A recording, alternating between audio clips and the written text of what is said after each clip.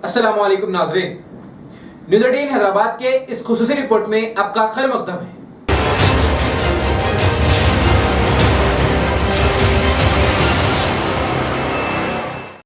तेलंगाना में 1 सितंबर से तमाम स्कूल्स और कॉलेजेस को खोलने का फैसला। तेलंगाना हुकूमत ने 1 सितंबर से तमाम तालीमी इदारों को खोल देने का फैसला किया है।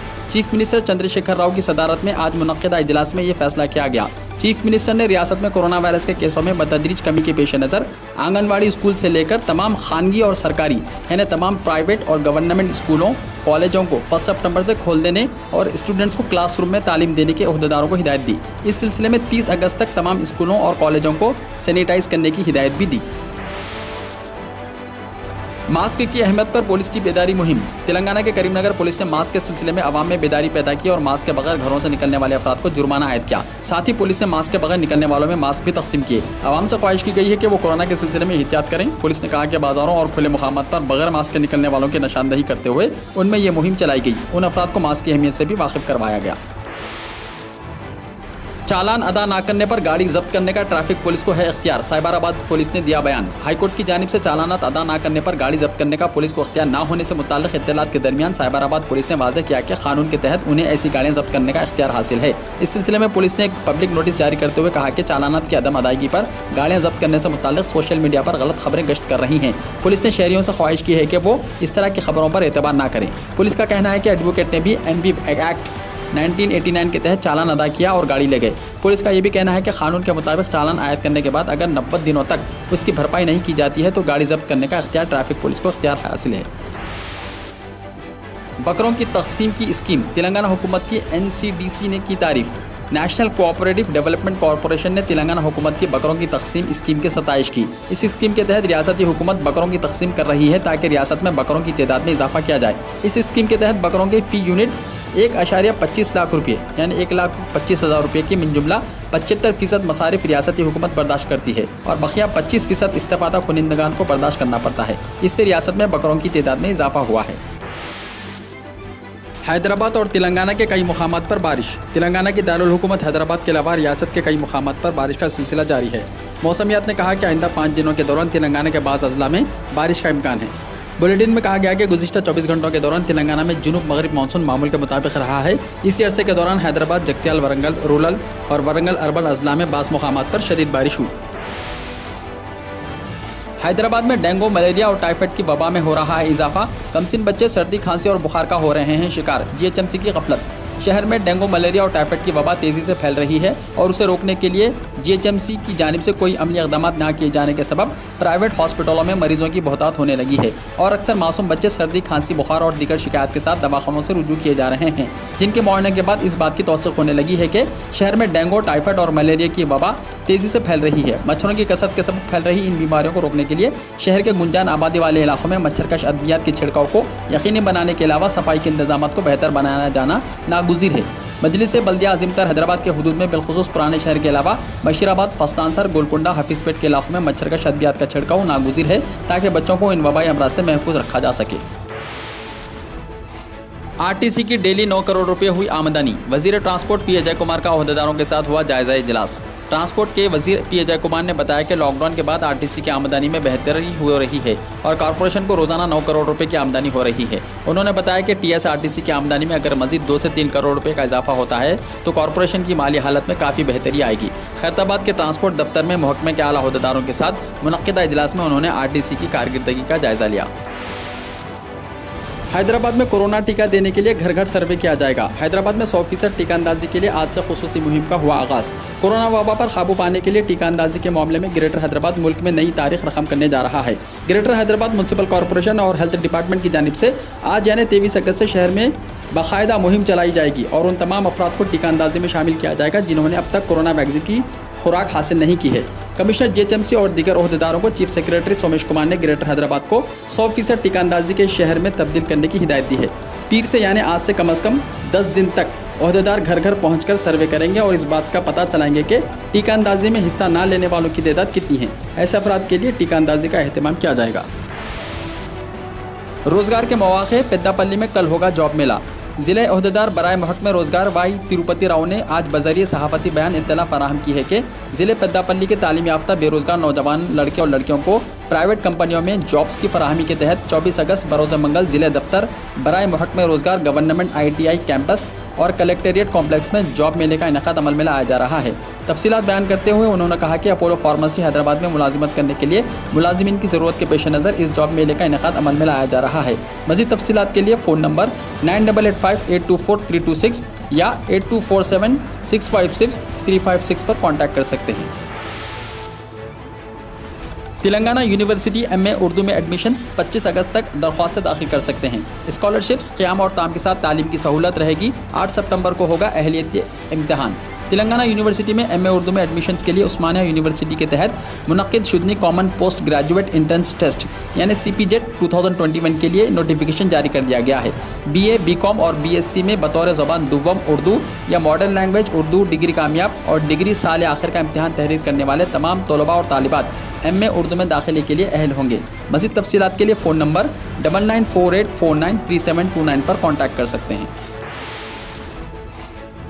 आंध्र प्रदेश में खौफनाक सड़क हादसा, 4 कांस्टेबल्स हुए हलाक। आंध्र प्रदेश में पेश आए खौफनाक सड़क हादसे में AR के 4 कांस्टेबल्स हलाक हो गए। यह हादसा श्रीकाकुलम जिले के पालसा मंडल समाधिवी कौमी शाहराह पर पेश आया। इस हादसे में दीगर कांस्टेबल भी जख्मी हुए। यह हादसा उस वक्त पेश आया जब AR कांस्टेबल्स बुलेरो गाड़ी में भायर सारगमपुरम में एक नौजवान की नाश इसके घर वालों के हवाले करने के बाद वापस हो रहे थे कि सड़क उबूर करते हुए इनकी बुलेरो गाड़ी एक लारी से टकरा गई।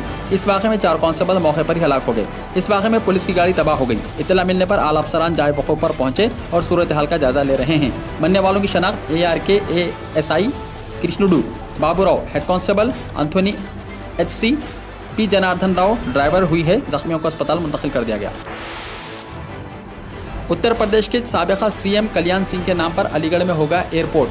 उत्तर प्रदेश के योगी आदित्यनाथ हुकूमत ने 5 अजला के सड़कों का नाम साबिक़ वज़ीर आला कल्याण सिंह मार्ग करने का फैसला लिया है। उत्तर प्रदेश के नायब वज़ीर आला केशव प्रसाद मौर्य ने कहा कि अयोध्या, प्रयागराज, अलीगढ़ और बुलंदशहर के 5 अजला में एक सड़क अब कल्याण सिंह के नाम से पूरी होगी। इसके साथ अयोध्या में श्री राम जन्मभूमि मंदिर तक जाने वाली सड़क का नाम कल्याण सिंह मार्ग रखा जाएगा। अब ज़राए के हवाले से खबर आ रही है कि कल्याण सिंह के नाम पर यूपी हुकूमत काबीना की मीटिंग में तजवीज़ पेश करेगी कि अलीगढ़ एयरपोर्ट का नाम कल्याण सिंह के नाम पर रखा जाए। शहरों और सड़कों का नाम बदलने की जगह कुछ काम कीजिए, योगी हुकूमत को ओवैसी का मशवरा। उत्तर प्रदेश के साबिक़ वज़ीर आला कल्याण सिंह के नाम पर सड़कों का नाम रखने का फैसला लिया गया, जिस पर AIMIM के सरबराह असदुद्दीन ओवैसी ने रद्द-ए-अमल जाहिर करते हुए रियासत की योगी हुकूमत से कहा कि क्या क्या नाम बदल दिए, इलाहाबाद का नाम प्रयागराज किया। वज़ारत दाखिला की रिपोर्ट के मुताबिक अक्टूबर में तीसरी लहर का खदशा, बच्चों को होगी सख्त मुश्किलात। वज़ारत दाखिला यानी होम मिनिस्ट्री की हिदायत पर कायम national institute of disaster management के तहत तश्कील दी गई माहिरीन की एक कमेटी ने यह नतीजा अख्ज़ किया है कि कोविड-19 की तीसरी लहर अक्टूबर के आसपास बढ़ सकती है। टाइम्स ऑफ इंडिया की एक खुसूसी रिपोर्ट के मुताबिक रिपोर्ट में नोट किया गया है कि बच्चों के लिए तिब्बी सहूलियात, डॉक्टर अमला, वेंटिलेटर, एम्बुलेंस वगैरह जैसे साजो सामान खुसूसी तौर पर फराहम किए जाएंगे, जहाँ बच्चों की बड़ी तादाद मुतासर होने का खदशा है। आलूदगी के खिलाफ जंग, दिल्ली में मुल्क का पहला स्मोक टावर शुरू।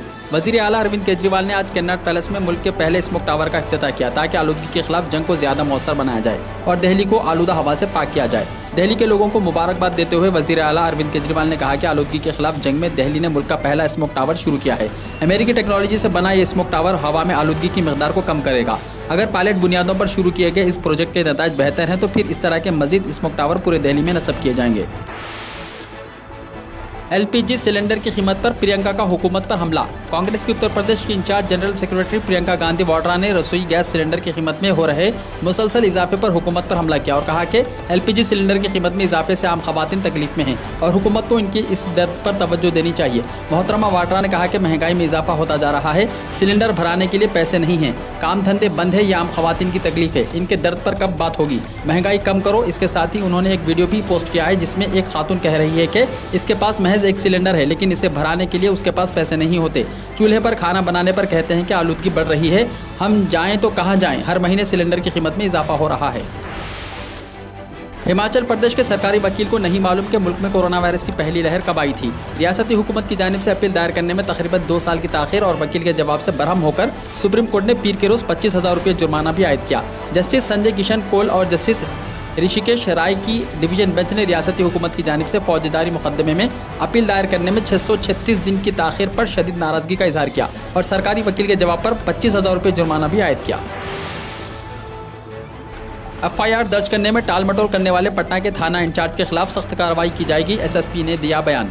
पटना के थानों में एफआईआर दर्ज करने से इनकार करने वाले पुलिस अफसरान की अब खैर नहीं, क्योंकि पटना के सीनियर सुपरिटेंडेंट ऑफ पुलिस यानी एसएसपी उपेंद्र शर्मा ने ऐसे थाने इंचार्ज को खबरदार किया है जो एफआईआर दर्ज करने में ताखिर करते हैं। उनके खिलाफ सख्त कार्रवाई की जाएगी। पटना पुलिस के कई सीनियर अफसरान को ये शिकायत मिली थी कि थाने में एफआईआर करवाने आए मुतासिरा को काफ़ी चक्कर लगवाने के बाद उनसे दरख्वास्त लिखवाकर भेज दिया जाता है। इसकी शिकायत मिलने पर एसएसपी ने यह कार्रवाई की है।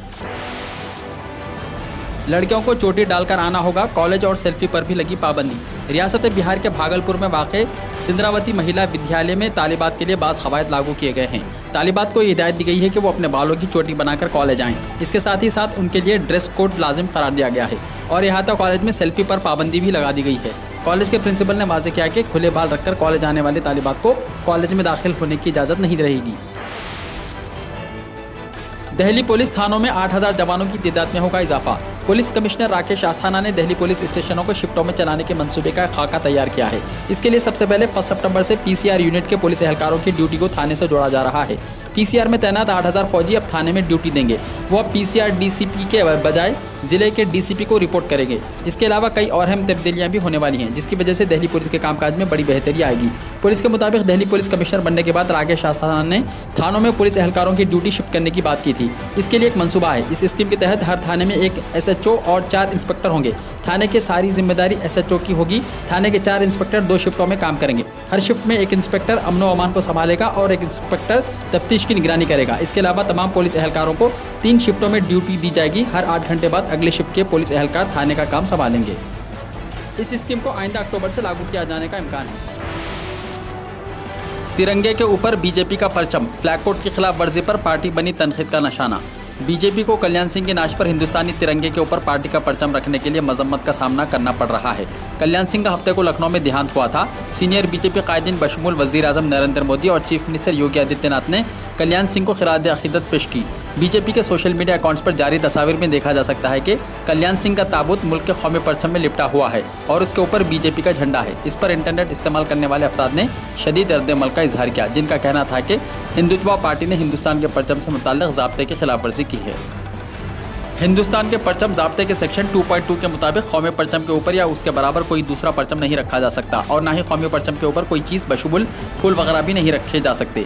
कल्याण सिंह दिसंबर 1992 में उत्तर प्रदेश के चीफ मिनिस्टर थे, जब हिंदू जननियों ने जो राम मंदिर तहरीक के तहत अयोध्या में जमा हुए थे बाबरी मस्जिद ढाई थी। उनके जिस्म के आज़ा नाकाम होने और सड़न पैदा हो जाने की वजह से उनकी मौत हुई। भारत की नज़रें अफगानिस्तान की सूरत हाल पर। मरकजी हुकूमत ने 26 अगस्त को एक ऑल पार्टीज मीटिंग बुलाई। वज़ीर ख़ारजा एस जयशंकर ने कहा कि पार्लियामेंट में सियासी जमातों के रहनुमाओं को वज़ीर आज़म नरेंद्र मोदी की हिदायत के मुताबिक अफगानिस्तान में होने वाली पेशरफ से आगाह किया जाएगा। उन्होंने कहा कि पार्लिमानी उमूर के वज़ीर प्रहलाद जोशी इस हवाले से मज़ीद तफसीलात शेयर करेंगे। भारत अफगानिस्तान में फंसे भारतीय शहरियों को निकाल रहा है और उसे काबुल से रोज़ाना 2 परवाज़ें चलाने की इजाज़त दी गई है। भारत ने यकीन दहानी कराई है कि वो हिंदुओं और सिखों के साथ साथ अफगानिस्तान में अपने दोस्तों को भी मदद फराहम करेगा जिन्हें मदद की ज़रूरत है। नायाबुन नस्ल का बास 3,50,000 रुपये में हुआ फ़रोख्त। रियासत में मुनक्किदा फालिकिन नीलामी में एक नायाबुन नस्ल बास 3,50,000 रियाल में फ़रोख्त हुआ है।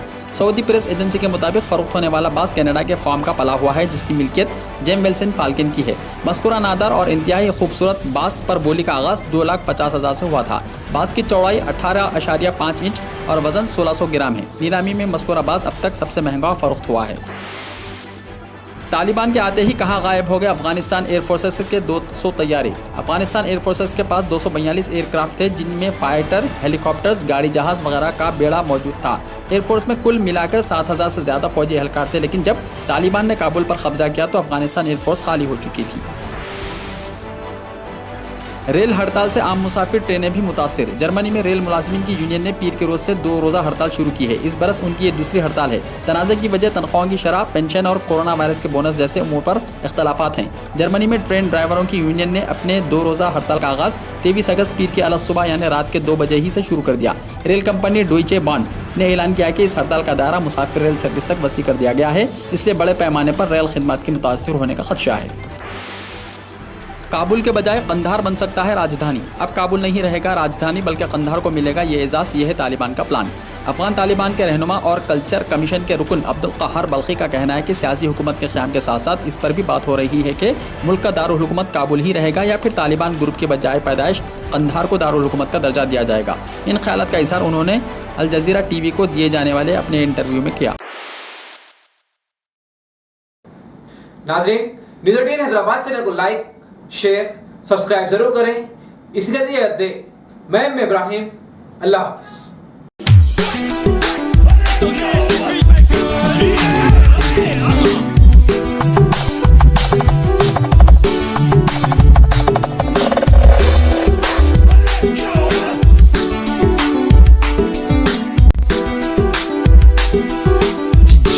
Joseph